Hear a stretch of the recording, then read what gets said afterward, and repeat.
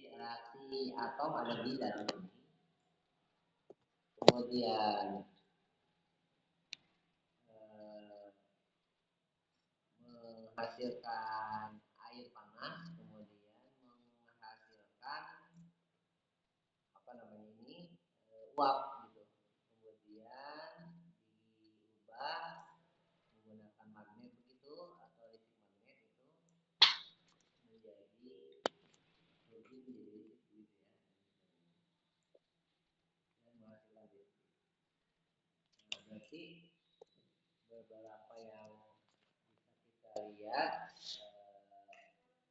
yang ada di sana berarti ada beberapa sensor yang bekerja begitu ya, bekerja yang membantu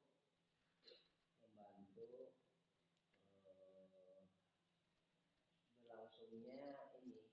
Kita lihat secara sistem umumnya.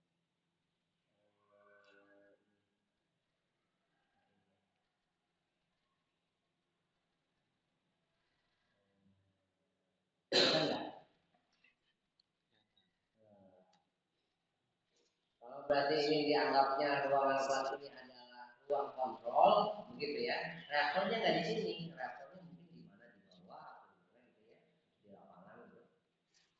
Ya, dekat sih, ya berarti di sebelah sana. Apa yang dia ini berarti kan di sini ada plan dan proses, berarti ada pembangkit listriknya, berarti reaktor yang tadi. Berarti dia itu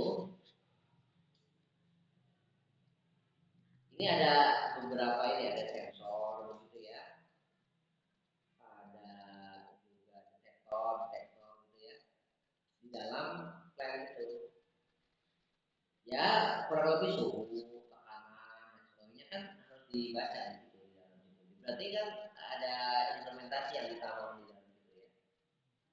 Kemudian baru dia mengirim sinyal kondisi yang dia baca. Kondisi yang dia baca itu dikirim untuk dibaca oleh operator. Jadi operator tahu kondisi terkini dari plan dan proses itu. Begitu. Nah, baru ada interaksi apa yang ketika ada yang dibaca suhunya tinggi dan sebagainya. Nah, berarti kan ada beberapa interaksi nih. Ada sistem proteksi, ada sistem limitasi, ada unit kontrol gitu loh. Jadi walaupun di dalam sinyal juga memberikan sinyal juga kepada sistem masing-masing itu, ya. Jadi bisa secara manual dibaca oleh ruang kontrol atau operator, juga bisa dideteksi dikirimkan oleh sistem kepada sistem proteksi. Jadi unit sistem proteksi, unit sistem limitasi, dan unit kontrol gitu. Jadi ada proteksi itu berarti kalau kondisinya memang sangat kritis, maka sistem proteksi ini yang bekerja. Kalau kondisinya agak kuning gitu ya, kuning atau misalkan mendekati dan sebagainya, batas-batas tertentu yang itu nggak normal, berarti kan dia hubungannya dengan sistem limit. Jadi ada kondisi namanya nanti rem mendadak. Rem mendadak itu kondisinya otomatis. Sistem proteksi yang bekerja. Ketika sinyal yang tidak sangat bahaya dikirimkan, walaupun diterima oleh sistem limitasi hanya sebuah sinyal aja bahwa dia ini udah over gitu. Tapi kalau sistem proteksi udah bekerja langsung gitu. Atau bisa juga ketika membaca limitasi yang cukup tidak baik, maka yang dilakukan operator adalah mengaktifkan sistem proteksi gitu. Nah, yang paling banyak bekerja adalah unit kontrol sebenarnya. Jadi sistem limitasi dan sistem proteksi ini suatu-suatu. Nah, unit kontrol ini yang akan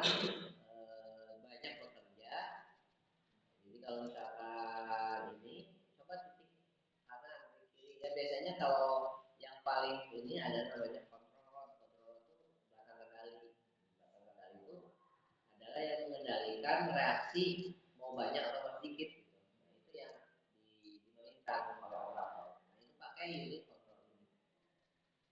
Kemudian dia masuk ke open loop, close loop, control.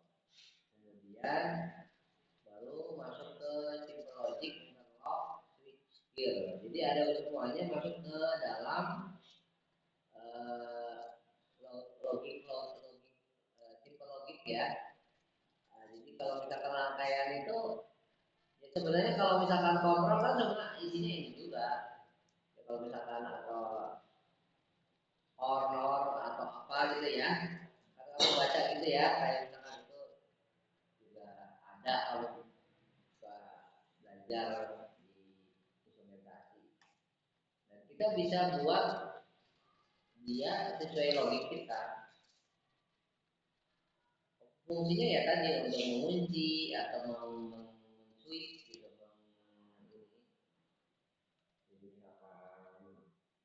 pompa mati apa yang dilakukan? Jadi ketika ada sensor bukan hanya di pembangkitnya tetapi di proses pompa mati berarti kan atau pompa melemah begitu putarannya apa yang dilakukan berarti kan sensornya membaca dia memberikan sinyal kemudian ada yang dikirim ke semuanya termasuk ke control room baru dia masuk ke logik juga. Jadi apakah menggunakan logik yang ada sudah cukup? Jadi ibaratnya sudah beberapa antisipasi dari kondisi yang ada sudah direkayasa gitu, sudah ada solusinya maka dia akan dari sinyal langsung ke simple logic, interlock, switch gitu. Jadi nggak perlu ada tindakan yang di atasnya. Tapi kalau misalkan itu adalah baru, misalkan ada dua sinyal baru, misalkan suhu panas, pompa mati, apa yang dilakukan? Karena psikologi dan seperti itu kan nggak mungkin bisa. Dia akan masuk ke sistem yang atasnya, ke plan control level atau bahkan ke operator level. Jadi di atas plan control levelnya operator level. Apakah masuk ke operator level yang menindak atau di plan control level itu. Sedangkan dia sendiri ada di komponen device control kan, gitu ya bagian. Jadi kalau misalkan sudah diperhitungkan sebelumnya, gitu. Masukkan misalkan air berkurang misalkan, ya, berarti masukkan air kan takutnya muncul gitu kan, dibuka gitu misalkan, dan sebagainya. Jadi nggak perlu ada perintah yang lain. Jadi ada beberapa yang ini. Jadi memang di ini kan harus benar-benar pintar juga ya kontrol ini orang operator ini jangan langsung bertindak karena gimana sistem itu udah bekerja belum kalau sistem itu udah bekerja baru dia sistem cache baru gitu yang sistem nggak bisa memungkinkan menindak berarti itu operator yang menganalisa gitu. Tapi kalau selagi masih sistem diperkirakan cache-nya itu bisa disolusikan ya dia buat sistem sendiri. Sehingga akhirnya ada tindakan final kontrol aman bisa jadi motornya, bisa jadi valve tutup ya. Tutup itu valve ya namanya. Bisa motor, misalkan ada motor cadangan. Kalau misalkan gini, listrik mati, apa yang dilakukan? Listrik mati, kan pompa kan butuh suplai listrik. Kalau listrik mati, taruhlah ini kan nggak boleh sebenarnya, nggak boleh dalam satu sistem. Tapi terjadi ketika gempa ya. Jadi ketika tsunami itu dulu di Fukushima, listrik mati, jaringan putus di atas. Kan dia nggak bisa buat dia buat listrik terus kemudian dia pakai sendiri enggak, dia butuh listrik dari eksternal untuk untuk menyuplai listrik, lampu dan juga pompa. Apa yang terjadi ketika pompa mati? ada cadangan, dua cadangan, yaitu pakai listrik cadangan, pakai pompa cadangan. Ketika gempa itu ya sistem sudah bekerja. Kalau operatornya lagi tidur gitu, apa yang terjadi? Ya walaupun nggak boleh karena kan shiftnya terus ada. Kalau lah ngantuk gitu ya, kalau tidur nggak, pak kan ada operator yang 24 jam ya, karena sistem shift. Tapi kalau lah ngantuk atau dia ini gitu ya, maka yang terjadi adalah sistem bekerja. Nah, sistem bekerja itu dengan cara yang tadi, apakah motornya, apakah kapnya, atau yang lainnya, bagian-bagian yang lain yang mungkin direkayasa sama sistem. Ini siapa yang mengendalikan kontrol elemen ini? Ya, psikologi. Ya, apakah dia bisa bekerja sendiri? Bisa. Bisa. Tapi dia nggak bisa bekerja kalau case-nya baru. Dia hanya bisa bekerja kan namanya ini kayak robot. Apa yang diperintahkan, apa yang disetting, dia lakukan. Tapi kalau di luar apa yang menjadi kebiasaan dia nggak bisa putuskan kan? Begitu kan? Nah, jadi AI itu bisa masuk juga sebenarnya di mana di sistem berarti sebenarnya ya. Kalau kontrol rumah tetap ya sistem bisa masuk ke AI dan sebagainya. Psikologi yang kaitannya dengan instrumentasi dan sebagainya itu bisa masuk ke sini. Ya ingat dulu Amanda pernah buat chaos oleh instrumentasi ya, chaos oleh instrumentasi kan pernah ya. Ini pernah baca. Jadi sistem non linear atau chaos tapi disimulasikan lewat instrumentasi kan bisa. Berarti sistem logika yang lain juga bisa oleh instrumentasi ya. Kalau itu kita rekayasa, maka rekayasa beberapa cache yang baru selalu diupdate ini bagian komponen device ini.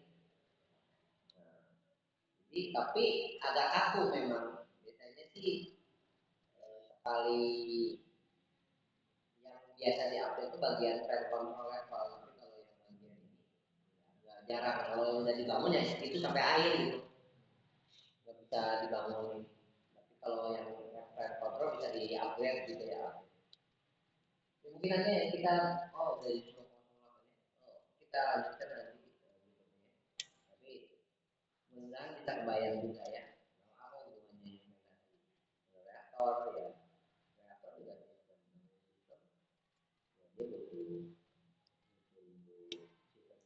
pendukung sistem pembayaran juga karena apalagi nggak bisa di apa nggak bisa dipegang, nggak bisa diukur langsung kan tadi kan kalau ada radiasi dia punya sifat apa namanya memapar papal bukan papal kan bisa caranya dengan jauh dengan dilindungi atau dengan sementara bahkan jauh-jauh lebih jauh lebih baik maka pakainya sistem kontrol gitu ya sistem sensor kontrol dan sebagainya. Oke kita aja cukup untuk hari ini.